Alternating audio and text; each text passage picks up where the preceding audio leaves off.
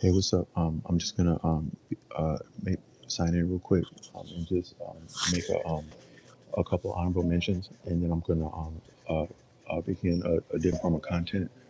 And so I want to say that when I began with this this body of work, I was intending it as uh, a documentation and a commendation for creative people in the form of songwriting. But I intended it and intended as like interdisciplinary and valuable to anyone from any walk of life. And in that way, I reduce it to just a clarification of the voice and a commendation and a championing of the human voice, and or I should say the voice at all. I've been at a lot of accommodations, like in shelters in the northern United States and in the western United States. And normally, anytime you visit a place like that, there'll be a couple canines there, at least one or two canines, maybe an exotic pet. And a lot of times, all the time that I've been there, the canines have when you're in that close of quarters, in that public, in that personal, your etiquette, your skill, your what you do with your person and your voice, and then also like your conduct, like in transacting services or just transacting like meals and blessings that are available there. It's very critical and challenging, but also redeeming and educational. But the animals, for lack of a better word, the canines, they have uh, far, I would say, vastly greater comportment, maturity, and circumspection, and self-respect and respect for others. So I want to say life is there's no hard there's no lines in nature. There's no straight lines in nature, and there's no delineation. I think between beings in the greatest sense. There's love. Love is transferable and understandable across all different walks of life. And so too, even for canines, a voice is important. And your voice is it can amount to what you say and what's audible. But prior to that and within that and beyond that, hey, what's up, Giovanna? Hi, what's up, Giovanna? The most the your Our actions speak louder than words, and our actions inform our voice and give meaning to our voice, and so too does our voice impact our actions.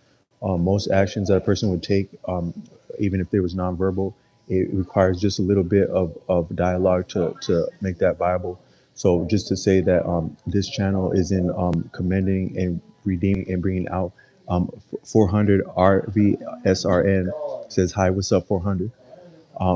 And so I just want to say that this channel is in the vein of voice, but I'm gonna it began musically, and I'm intending with this channel, this video, this present video, to go back into a music mode. And when I began the channel, I began leading with music, and but I fell back from uploading the music, but I didn't fall back from working on music. So I wanna share some musical developments I made. But before I do that, I wanted to give several honorable mentions with this that the first I want to say, sometimes when you but with that, there, when I did some of the what you call, when I do some of the videos where I'm expressing ideas and insights, it's called prose. That's like it's not, I'm not being creative, other than it's anything you say is creative, anything you do is creative. But it was intended as actionable and insightful, and that's called prose. When it's not creative or artistic or musical, that's just straight prose. But when I did the prose, the main thing that I wanted to upload that and that I stand by with that is the clarification of terms. So most of the things I would say on here, I don't know. Some people would wonder if you can do anything original, if you can make original artwork or original writing, because you would have likely had influences and or preceptors, teachers that would have a bearing on your voice, and your voice actually reflects a lot of your influences, but not the least of which in whatever you're doing. So I'm not commending, or I'm not offering this channel, these statements I've made, as original information or even entirely original insights, but just my take on things. But if anything had value, or what I'd like to highlight in that is that is the clarification of terms, because we live in a world and in a life where terms matter. Another word for term, if you're speaking, writing, learning, a term could be a mutual. It's like a common ground, and that's important because anything that we do of value as human beings is a collective project. Like I'm in a city right now, we have many bridges that actually it's interesting. The insight I'm about to level came from there's RSD Tyler. He Real Social Dynamics Tyler. He made this statement while visiting my city several years, not my city, but the city I'm from several years ago, in that he was actually in on the riverbank of the Mississippi, and he was pointing out these brilliant bridges. I don't know if you know, but if he knew, but one of our bridges had fallen down like maybe 5 years before he made that video. But he was pointing out the bridges and the buildings in downtown Minneapolis. He's saying, "Look at that there. You see, anything that humans do of value is done as a project in groups. That is cooperation." Was so true in our life. Like even say you're a brilliant artist, like and you go and you procure like some art supplies and make a beautiful picture like that. Those art supplies were conveyed by teams of people in tandem with liabilities, responsibilities, and livelihoods connected to that. So nothing is completely of our own doing or of our own viability. But within that, cooperation is necessary and thereby communication is necessary. I went to school in the University of North Dakota in Grand Forks. And what attracted me there was originally aviation because it's one of the because of the there's a like a dad joke, not a dad joke, but just like a trope in North Dakota, which is that but the land is conspicuously flat in North Dakota. It's kind of beautiful and peaceful, but it's also ideal for aviation. So the largest state school, like a lot of, I imagine there's a lot of different aviation programs in the United States, but some of them are like headhunting venues where the amount of capital and resources and risk that you take to undergo that training is far and away expensive. But as schools go state, so you have like Ivy League schools, you have colleges within universities, and then within universities and sometimes colleges, you have Ivy League, which can be private. Then you have state, and maybe some other iterations of that. But the state schools, like your University of Minnesota, University of North Dakota, they have subsidies from I think from that state and the federal government that make them operate differently or understand themselves differently than like a private institution would. But they're more affordable. The education is on par, if not beyond that. Sometimes the private schools and sometimes local colleges can be on par, if not beyond that, of local state schools. Because I had a good friend that he went to the largest state school where we're from, and then he matriculated over to a local, a famous school in Minneapolis, a college, and he said that the work was more rigorous there, if anything. But at the University of North Dakota, it's very affordable, and they have a beautiful aviation program that they've had for a long time, and then a lot of ancillary degrees like aviation, business aviation, air traffic control, maintenance, and different degrees of flying. And then because of that, there's a large military presence there. You have like the one of the largest Air Force bases in America in near Grand Forks. But then also you have so much of military recruitment and ROTC activity there is that it's almost like a base. It's near about a base. And if you appreciate how brilliant a lot of the students that go there are from around the country, not only that would matriculate there, but that have the confidence to attempt to apply there, is really formidable. And I had some brilliant experiences there. But it's interesting when you meet somebody who's really something a lot. Like if you go to say you go to the South and you go to like Mississippi and you meet somebody that's never lived in anything but a small town in Mississippi, a lot of times they won't actually have a really impressive accent because they speak more and more of just like it's hard for me to explain. But when I go to different regions and I meet someone that's really endemic to that region, same thing with like San California, they actually sound more and more general, and that's actually a high degree of articulation because like newscasters, when they're trained to become newscasters, according to Jason Black, they're detrained from their local regional dialect, even if they're going to serve in that region, to have be more and more general so that they can be understood by more. But also people who are really excellent sometimes, like you can imagine like some of the people I would have met in college who were in the process or already participating in ROTC, law enforcement, three-letter agencies, these type of people. There's so much of that. They're so formidable is that they're not impressed with that, and they're really interested in the real you. Like, what are you about? Who are you here? And so when I was there, I somehow being at that school, I found my way into my own vocation and interest, which was music, because I had spent a lot of time just walking around the campus listening to music. And a lot of people in I'm not unique because I listen to a lot of music, but I think that one of the evolutions in being a consumer of music is that at a certain time you perform music, because like in the West now, in the world over, we're in the habit of being catered to in many services, but also of being performed to, where we're accustomed to being having our music performed to us. But it's a little bit funner if you perform the music yourself, even if it's your favorite artist and with friends and without friends. So that experience of listening to songs but deeply, because like by the time I went to school, I was a non-traditional student, and I already wasn't impressed with like parties at school because I had attended some of them here before going to college. And like I'm not against I'm not shy or against cool parties and cool shit, sexy shit, but sometimes being cool for the sake of school can just be ratchet, like people getting messed up just to prove how messed up they can get. And then that, just that heaviness of being like cool as a currency.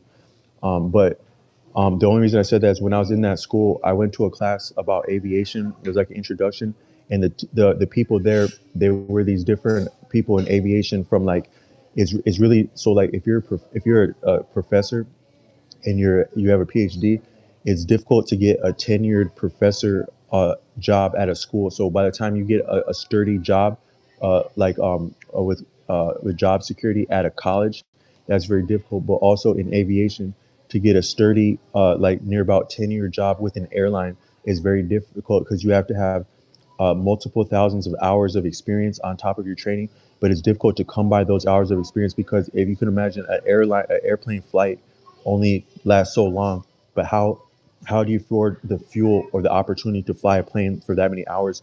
A lot of times people have to teach to do that, so they have to teach.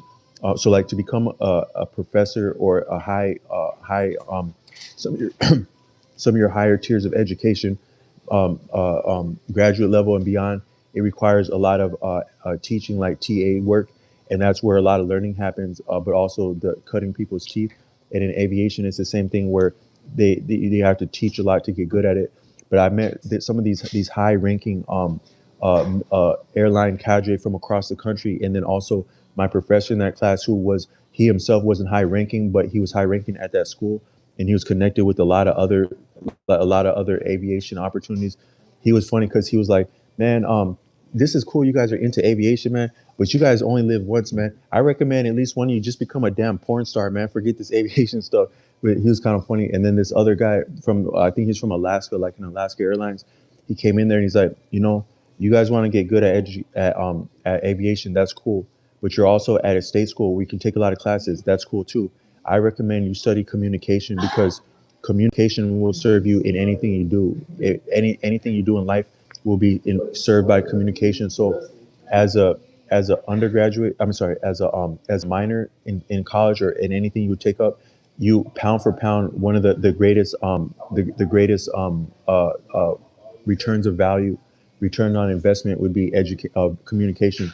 So with this channel, the I just wanted to clarify clarify terms with this channel, and that will help a person. And the biggest insight that I can level on the biggest insight I can level in terms of communication is something that I had picked up online, and I didn't know what it's about until I spoke to that man himself.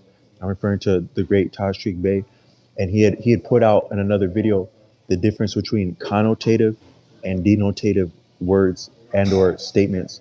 So a denotative statement would be a signage on a road that says 30 miles per hour, 30 mph, that denotates 30 miles per hour. That's less equivocal or arbitrary than anything else.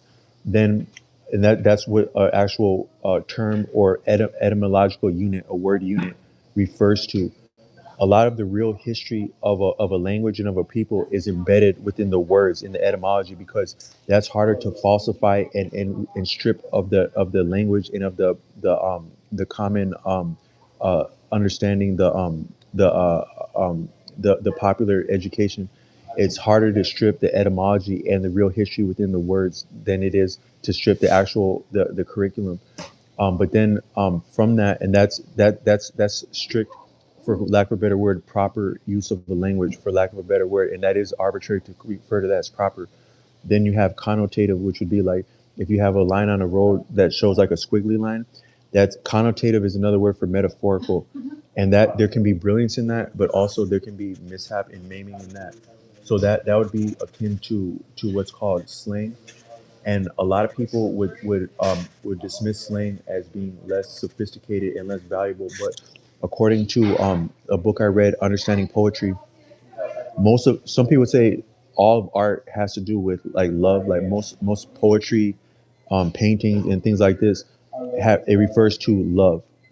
Probably also history refers to love also, because if you take like a lot of wars and the aftermath have been actually about love. Like I think some of your great wars were they could be about one love intrigue or affair or marriage. Like just imagine, and I don't mean to be I don't mean to be flippant about that, but just imagine like some of your really somebody who's really popular in media right now, anybody who's popular, and they have like a they're like a power couple or just influential, and some that actual relationship of theirs, potentially it could impact barbershop talk, it could impact online trends, and people could actually get to fighting about that. You could imagine if there was an actual something with someone's relationship, they could get to fighting about that. But all I'm saying is that most of life and also art is about love, but art itself is about metaphor. Metaphor is the unit and engine of art. So like a lot of times like things are metaphorical. I won't belabor that point, but according to this book about poetry, which also I think the word metaphor refers to poetry, but it does not limit it to poetry.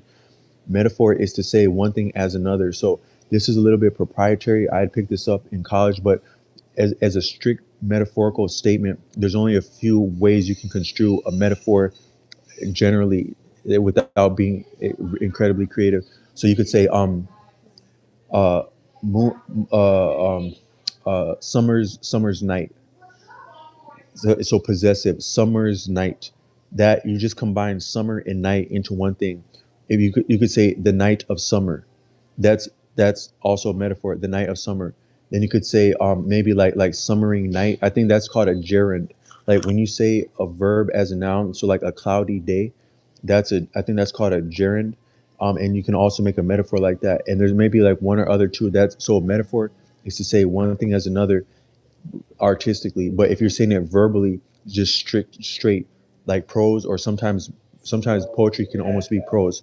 That's a metaphor like that. But according to this book, Understanding Poetry, fourth edition, is that all of our language, even the denotative etymological units, they stem from what had been metaphor before that and slang before that. So slang is the actual engine of creative expression, and also language itself. It had been slang at one point, but connotative statements are also attend iterations of subjugation in human bondage in the human condition, according to Tashik Bey. An example of that is the word okay. So a lot of people would say okay most of their life, but they don't strictly know what they're saying with okay. Even a medical professional wouldn't strictly know what they're saying. Just to show how arbitrary we are with the things we say. I challenge you, go up to a doctor that you trust with your care and ask them, what does COVID mean? I know what COVID is, but what does COVID actually mean? Those letters like that. Most medical professionals and medical leadership wouldn't know that. That refers to certificate of vaccination ID, according to Tashik Bey. Then also, if you ask a doctor, ask the most educated person you know, the dean at your college, the president of your college, the head of your church, the head of anything. What do the letters OK actually mean? Just see if they know that, if they're familiar, if they're versed in that. In Boston in the 1800s, they would write letters, and so they would say all correct with a K. They'd spell all correct with a K. All correct. So it does mean what you think it means, but not how and why you think it means. It means all correct spelled wrong. But imagine how disrespectful okay can be. Like imagine, so you're with some people and you say, hey, this needs to happen right now, okay? that smacks a certain way. That means taste smacks. That comes off a certain way. Hey, do this right now, okay? Or like say you say something wise, like I'm making some statements right now. Okay, like okay. Just imagine how subtly disrespectful or condescending okay can sound. That's because it's a connotative statement in that the actual ambivalence of it, but also the misconstruing of what those letters are and what the words meant and the spelling of those words when it first started. That connotation in there is an actual gray area, a shading in it that allows for subjugation and ordering, and also a bypassing of just straight language. Because if you were with other human beings and you can't get away with certain statements even in power, you can't say things exactly the way that you mean to say them and that they are after you say them that way without actually inflecting it, imbuing it with something of disrespect. So when you say okay, like say I'm saying something incredible or just something sincere or serious. Okay, okay, okay, okay. That actual the it says disrespect to say something that's a connotation that's connotative, because you're saying, like if somebody comes up to you and you just say gibberish out of your mouth. Someone says hi and you go boo boo boo boo boo boo boo boo boo. Hi, I'm here to, this is me and my friend, we like to buy something. Boo boo boo boo boo boo boo. You're insulting and mocking their intelligence by speaking gibberish to them. But also when you say a connotative statement, you're saying gibberish the same way. Another example is like the B word. So when you call a human being a B word, you're referring as a female canine. But like I said in the beginning of this video, I've been in a lot of accommodations like shelters where there'll be dogs there, canines. And I've seen a lot of people say a lot of disrespectful, out of pocket stuff. I've not seen someone so bold as to step up to a dog in front of other people, because if you mess up in front of children, in front of elderly, and also in front of dogs, which are all different degrees of helpless, you have your ass handed to you like that. But you can say that to another, some you may say that to another female, but you probably get hurt like that too. But you can say that to another man and nobody cares about that. Hey man, shut up, B. You just call someone less than you act. So you're calling them a female dog, but you wouldn't even talk to a female dog like that, or a male dog like that, or a puppy like that, or an old dog like that. You wouldn't talk to any canine like that. You wouldn't talk to any proper person like that. You would talk. So you're talking to a human being as less than a human being, but also in that term, that connotative term, you're imbuing. You're actually designating someone. You're scheduling someone to a different identity by by by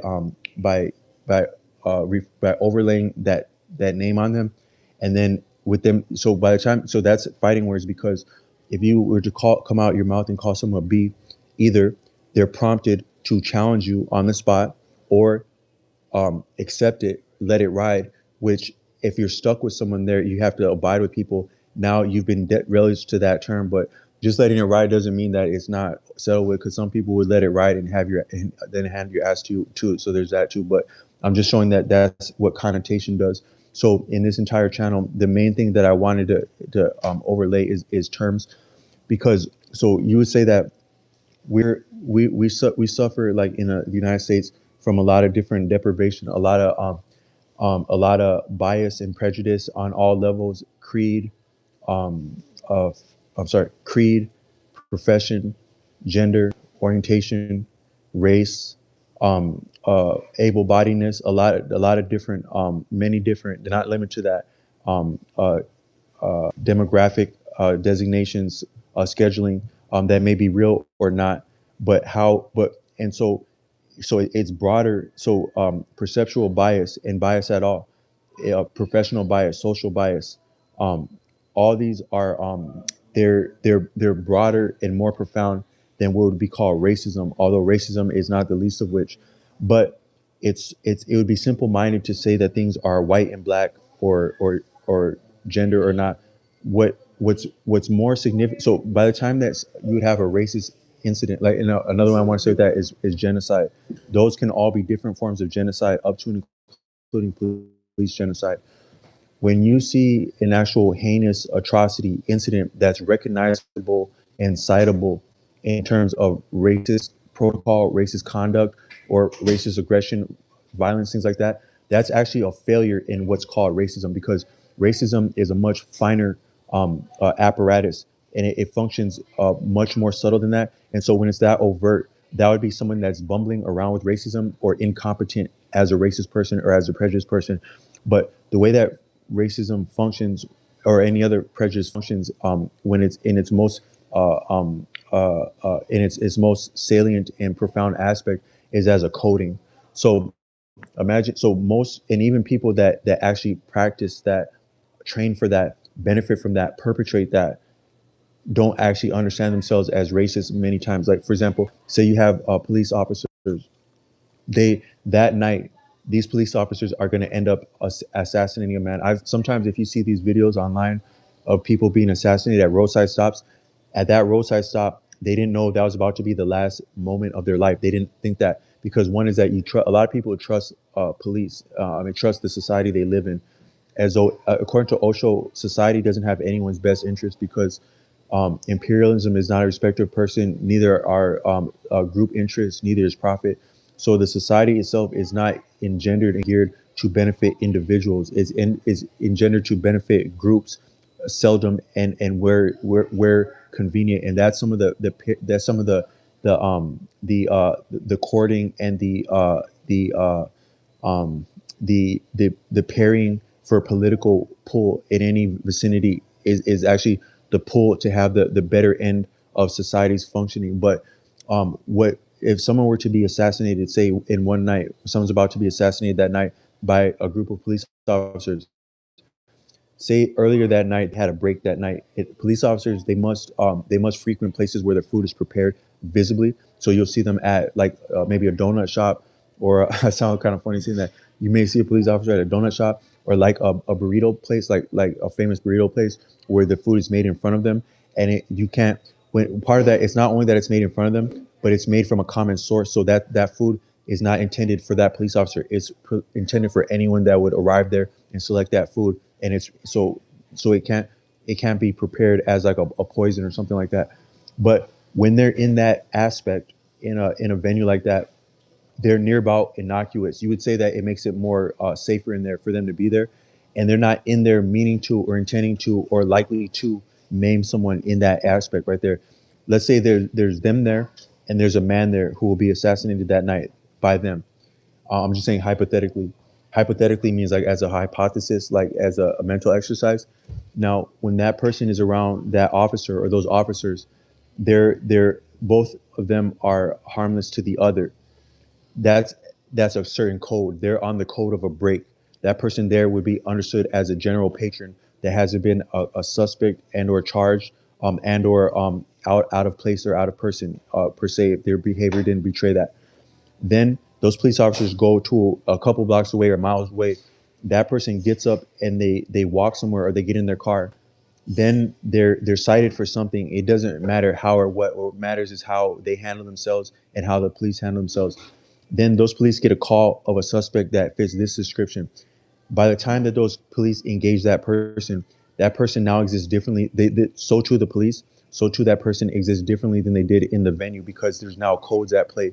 Whatever code came down to them as a dispatcher, oh, we have a such and such in progress, possible such and such, fits the description of such and such in a vehicle such and such with license plate. That's heavy work, dangerous work that's at play now. Then that person, they're still innocent. They maintain their innocence in their mind and in their conduct, but they may not understand the severity of the stakes at play, and also their verbal statements are part of the tearing off and the designation of the coding of how they're engaged. So when that situation goes bad, what went bad were the codes went bad. So when someone informed law enforcement about a specific person or a specific description at large, they just introduce a code into that vicinity, and there can be held to pay for whatever codes are at play. But in the entire society, the society is coded similarly, and so anywhere you would go, like a venue, a school, a street, a sidewalk front, there are different codes at play on a lot of levels, and also in our conduct, in our statement between one and the other.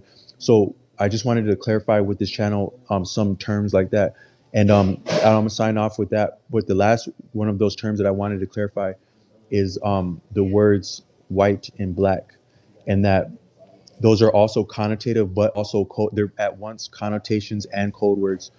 Um, when you say white, referring to people ostensibly of European descent, that's a bastardization and amalgamation of a lot of different peoples a lot of different cultures and a lot of different actual politics, uh, sophisticated politics now and in history. For example, in the United States, people who were now uh, people who are Italian and or Irish may seem and or pass for and or operate and have some advantage under the moniker of being white.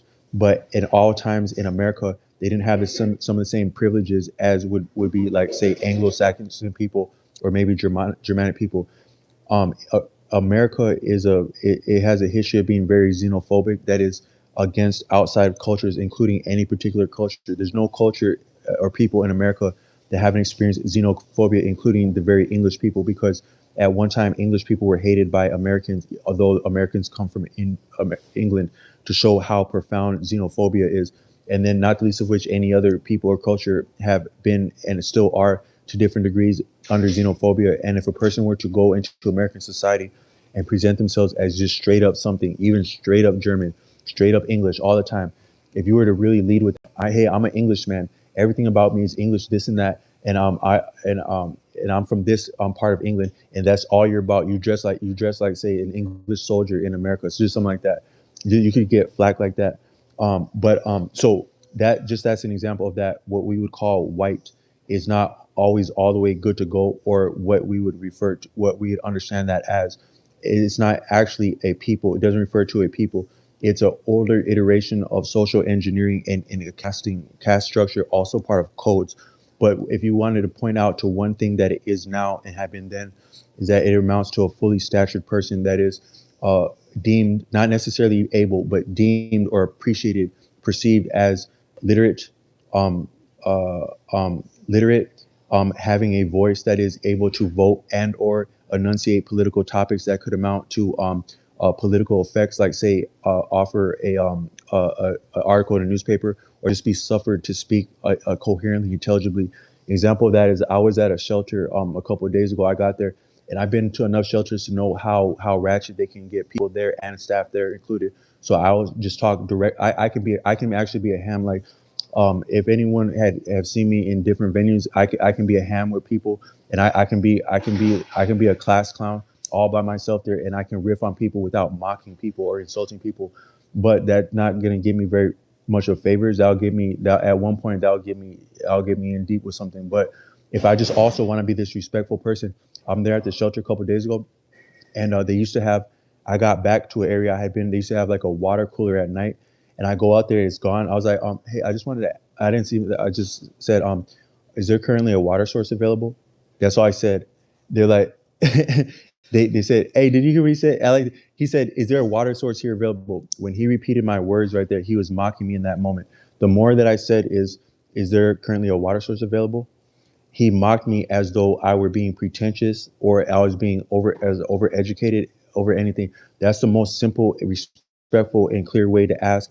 Is there maybe what he would have said? Is there water available? So I guess if I said source, that's how thick it is in America. And rather than me say, is there water available? Is there a water source available? That source part might have got me in trouble. But so being white then and now, especially now, it doesn't refer to any other recognizable demographic. Anybody can pass for it and exist as white if they can be believable at that.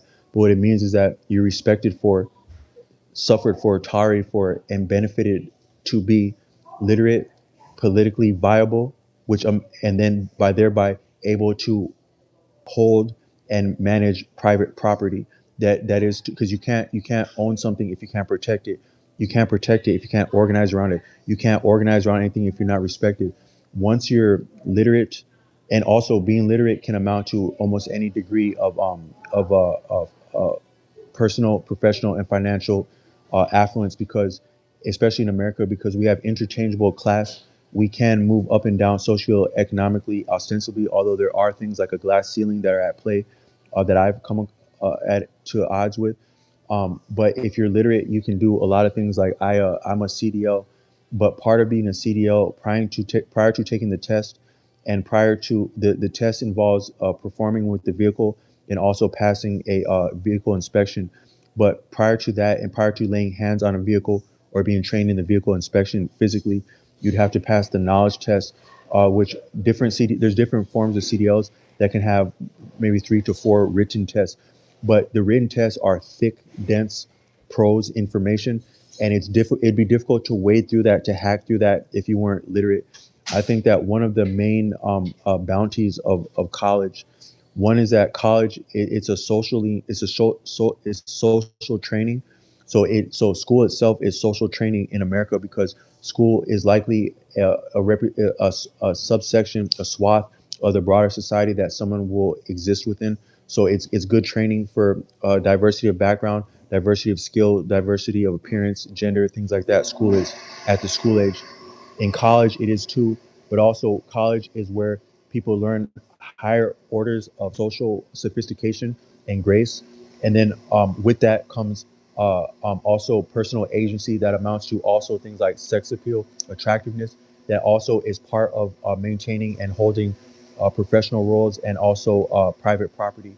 Um, you can imagine if two people go in to get their car serviced, and I look like I've actually been on the street with a car before. Like so I used to be a personal care attendant, and I would visit people at their homes and take care of elderly people. But I had to visit the office once a week to turn in my time cards. And when I was coming out from the office to get to the car I was driving, then someone was saying, "Yeah, that car would have to be stolen with him getting in the car like that." Someone would say something like that. So you can imagine you go to a venue to get your car worked on, and you look like to someone that you would have damn near had to steal that car or had no business in that car. Now they're not gonna cite you for that, but they're gonna look at you like that, and that's gonna impact the way that they treat you and offer service to you. Because oh yeah, that's no big deal. Like now imagine that you're this attractive person. You look like James Bond or an attractive female. You come in like that, then they're going to deal with you differently, but also they could potentially benefit you differently. Like, oh yeah, you actually, so we were working on your car, but you actually have a front headlight out. Now it actually costs like $100 to fix it, but I can, you know what? Hold on, let me do that real quick. They just fix the damn thing like that and don't charge you because it's actually not a very difficult thing to do. But you get on like that. So part of succeeding in college is those graces like that. But to be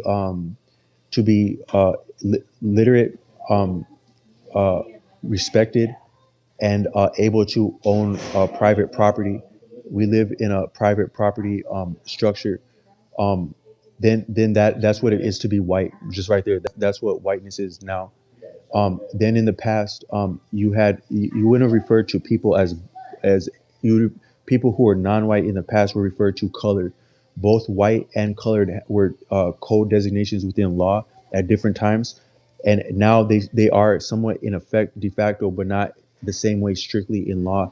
But so I just want to say that those words, colored and white, mean refer to law. Also, so too the word minority, according to Tashrik Bey. The word a minor person refers to the same way that you would refer to a child as a minor. That's actually when an adult is scheduled as a minor. It means the same thing. A person less than uh, literate, respected, and able to respected for owning, viable for owning property, and the ramifications of legal actions that would follow from there would amount to that. So I just wanted to point out some connotations in term, and then with that also is the connotation of the word black. A lot of people, some people really rock with the word black, and some people don't. Both black and white people may or may not rock with the word black, and for being, it's interesting. Like I'm first generation. I'm what you call American African. But even when I'm talking to other people who are American African, it's difficult to come to a common term. What are you? If you say you're black, some people might not like that word. If you say you're African American, that can equally be arbitrary because in the time of they say that word came at the time of the Jesse Jackson campaign, and prior to the '80s, that wasn't. It would have been called colored before that. The strongest word that I know of is majora. That refers to the fact that the experience in these last 400 years are so diverse, but also traumatic and profound that it actually has amounted to ethnogenesis. That is a new ethnicity unto itself. Is that the African American people and their loved ones on American soil are an actual ethnicity unto itself with the history unto itself.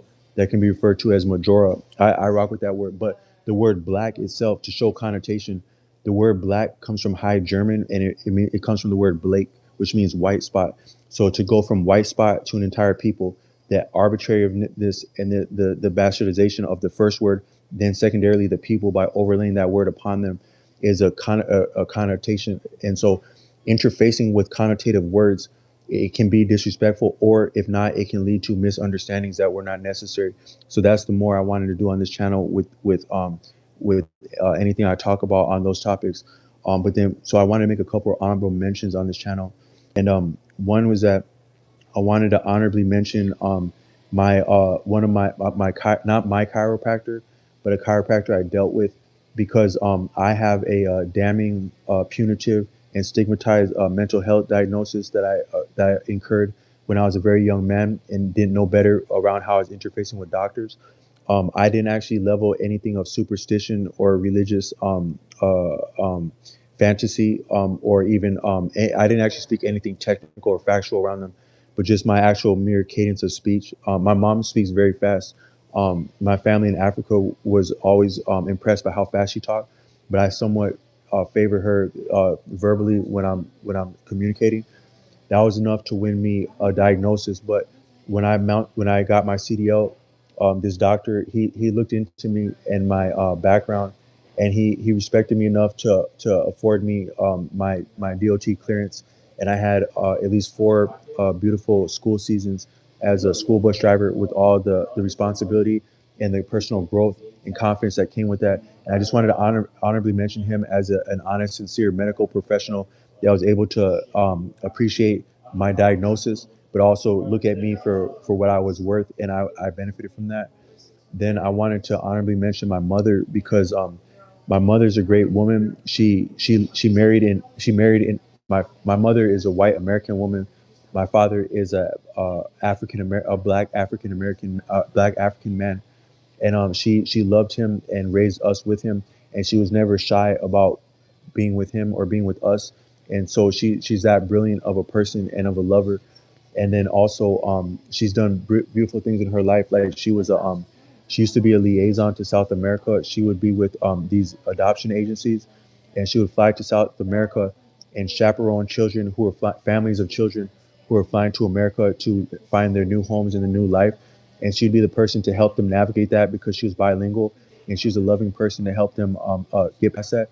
My mother was also undercover. She used to go to businesses, like white owned businesses, as a white woman, and she would see if that she could get them to actually betray um, uh, uh, biases in hiring practices. So she actually was a whistleblower for racist hiring practices, and I wanted to commend her for that. And then also, she had a condition. She's had a condition for at least 15 years, where she can eat nothing. She actually can't eat.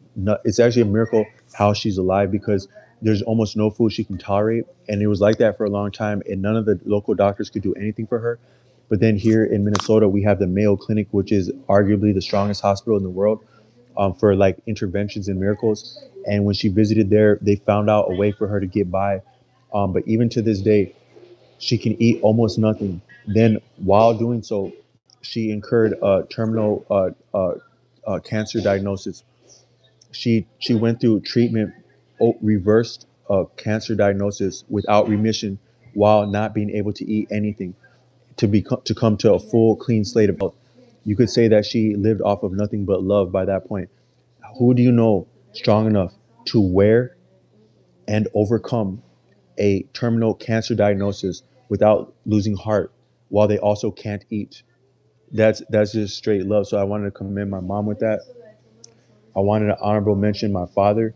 My father is he's a very strict man, and my name means to give thanks. So, and my middle name means a son. So my name means to give thanks for a son.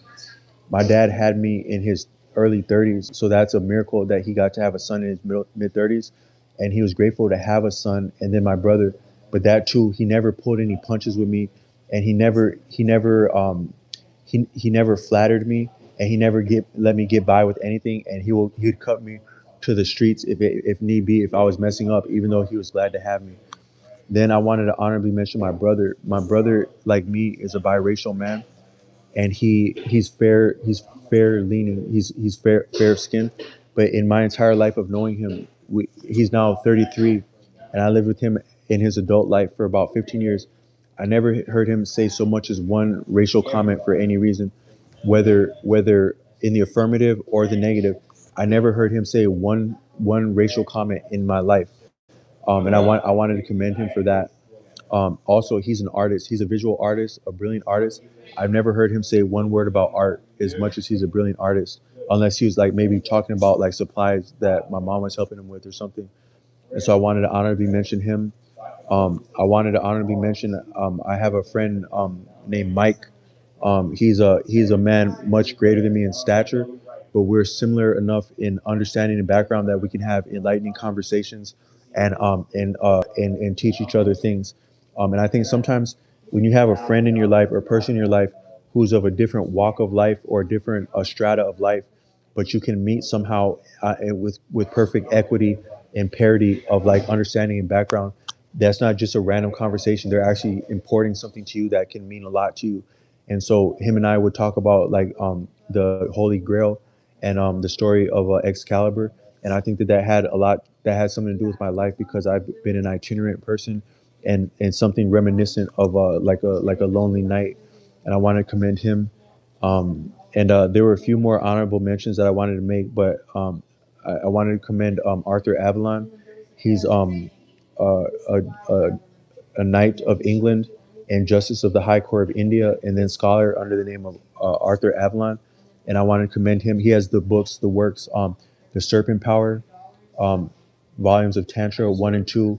Um, I'm sorry, Introduction to Tantra 1 and 2, Hymns to Kali, and a couple other titles. Arthur Avalon, the way it sounds, Arthur Avalon.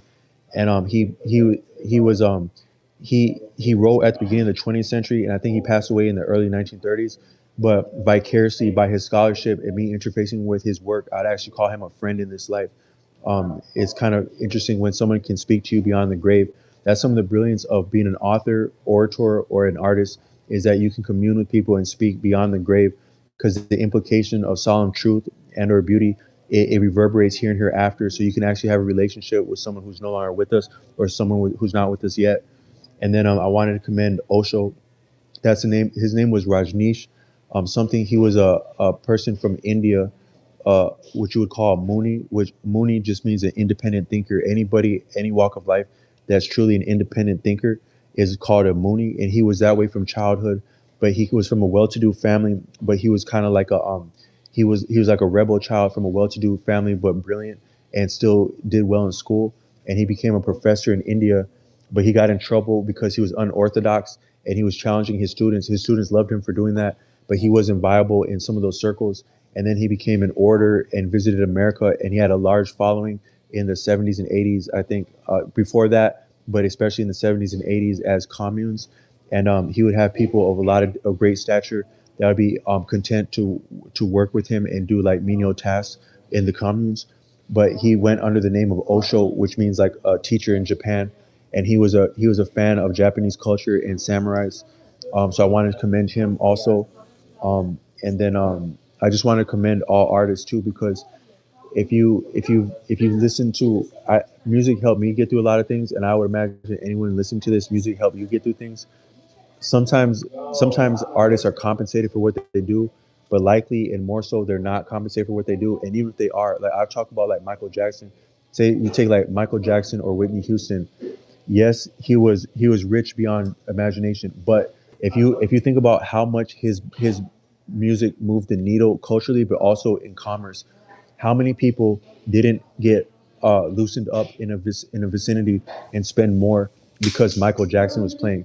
If you appreciate how valuable his work is in that terms, it's actually it's astronomical and uncalculable how valuable it is. So most artists, even Michael Jackson himself, were probably and are probably never compensated at an iota of what their value is, but they still give the best that they have. And so I just want to appreciate all artists for giving of themselves because it's more than just making record sales or just sounding cool. Is that they're meaning to impart the best that they are but it really comes across and it'll bless people. So whether you listen to music on Spotify, YouTube, any iteration or venue of listening to music, there's a lot that comes across from those artists, and that they put their heart on those tracks or in their work, their craft, and it means something. And I just want to commend all the artists. According to John Frusciante, the second guitarist of the Red Hot Chili Peppers, all artists exist on a web, position on a web, and are informed by, inform others, and are connected like that. So I just want to shout out all true artists, all true lovers, all true loners, all true students. Anyone, I think that in your regular day, most times in one day, there'll be a, like, just like your body goes through modes, your day goes through modes where I think you have certain imminent challenges that occur to you daily, if not weekly. And one of them is a challenge to understand someone different than yourself. So, say you go somewhere like yesterday, I was at a coffee venue and I made a joke to the woman that was there, and she was ready, damn near ready to fight me. She's like, "Hey man, what?" She damn near could have said, "Hey man, what the fuck do you want?" I wasn't trying to holler at her. I was just saying. I think I was like, I go in there with like a smoothie from the venue next door. I was like, hey man, what do you call that when you patronize two businesses that are ops? A co-op. Haha. She's like, hey man, what do you want? That's like what you call a foul pause because it's a bad look. But also, I think in that moment she may have been being challenged to understand someone different, to see something different. But another example of that, like, sometimes say you're at like a coffee shop, and there's like some pretty baristas there, and then you see like somebody that's like now we're all grown now, we're all adults now, and then you see like someone that's like in the 50s or 60s, and they're talking to the barista, they're just talking like that, but they're actually like kind of winning. You're like, damn man, I'm this young person, this and that, but no, that dude's actually kind of, when someone's winning. But it's like, yeah, well, does that guy really have any business talking to her? Because he's this, that, but she's old enough to have a job in daytime hours, so that's a grown person there. So that's actually challenging you to be like, damn, that's actually love. Love is beautiful. Any iteration of love, if it's legal and it's love, I say it's beautiful. But it's a challenge and growth, and life will give you those daily to challenge you to your perspective like that. But then another challenge was, I was thinking of another challenge that happens to people. Dang, I lost that train of thought. Um, I was shouting out love. Yeah, that's the one thing I want to say is that we get challenged. We're presented with challenges for growth and understanding, and we can fail them or we can excel at them. And when we fail, it hurts us and other people. And when we excel, it benefits us and other people. But like that, I think that in your life, you also get opportunities to afford mercy. But it's more rare, but you get it. Like, for example, I was in California recently, in San Diego, near Imperial Street. If anybody knows what Imperial Street is about for people on hard times, and there was like, I had a where I was at that accommodation. You have daily chores. My chore was to walk the street and pick up trash, but just for an hour.